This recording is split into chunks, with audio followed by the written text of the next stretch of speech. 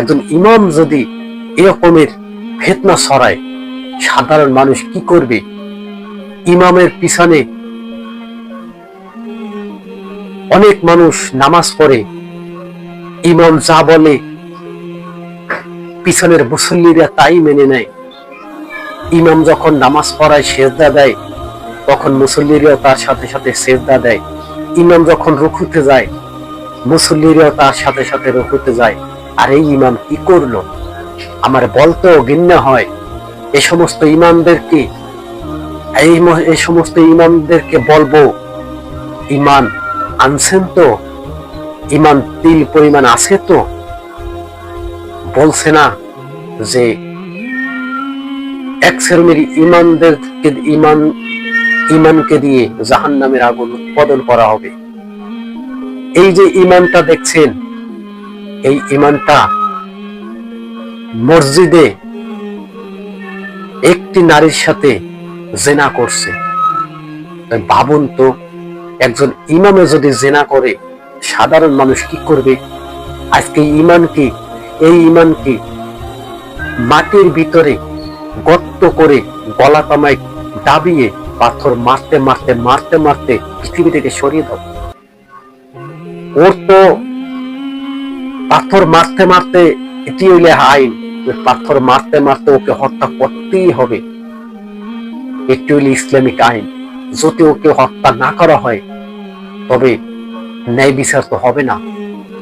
এরকমে তো অনেক মানুষ জেনায় লিপ্ত হয়ে যাবে। একটা বিচার করুন না। তারেক রহমানকে বলবো, একটা বিচার করুন, বাংলার জমিনে একটা বিচার করুন। মানুষ বুঝে যাক যে না, বাংলার জমিনে বিচার হয়েছে। এই ইমান, এই যে নারীটি দেখছেন, এই নারীটিও বা কি করে পারল ইমামের সাথে জিনা করতে? নবী সাল্লাল্লাহু আলাইহি ওয়াসাল্লাম তো নিষেধ করেছে যে বিয়ে ছাড়া কোনো নারীর কাছে যাওয়াই হারাম এবং জিনা।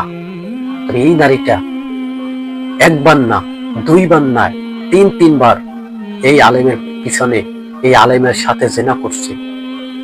একটি 2 নম্বর মাইলের মাথা ঘটে গেছে, পুলিশের হাতে গ্রেফতার হয়ে গেছে।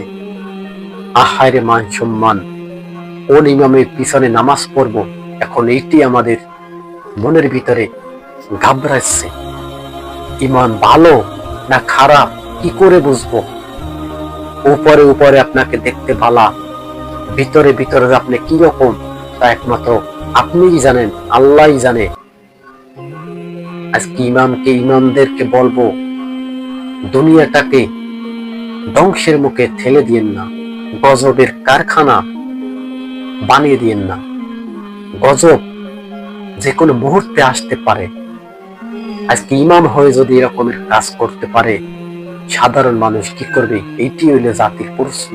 আমি কিন্তু সব ইমামের কথা বলছি না, সব ইমানের কথা বলছি না যে সব ইমামে এরকমের ঘটনা ঘটাইছে, না। আমাকে কেউ দোষ পেন না, কিন্তু চ্যানেলটা তারপরও সাবস্ক্রাইব করে রাখবেন। আমি জানি আজকে আমার চ্যানেল আপনারা সাবস্ক্রাইব করে রাখবেন না, কেননা জানেন আমি ওই যে ইমানের বদনাম কইছি, কিন্তু আমি তো সব ইমানের বদনাম হই নাই। আমি বলছি কোন ইমামের কথা বলছি, যে ইমাম বিয়ার পরেও জিনা করতে আছে, তারপরও তার পিছনে নামাজ কালাম পড়তে আছে। আমাদের নামাজ তার পিছনে পড়লে কি হবে? কিভাবে হবে? ইমাম তো জিনাকারী, ইমাম তো দর্শনকারী। আজকে বলবো, সব ইমামের দোষ কিন্তু আমি দেই নাই। দুনিয়ার ভিতরে ভালো ভালো এখন ইমাম আছে বিদায় পৃথিবীতে এখনো টিকে আছে। এ হইতে পারে কোনো শেষরা ইমাম।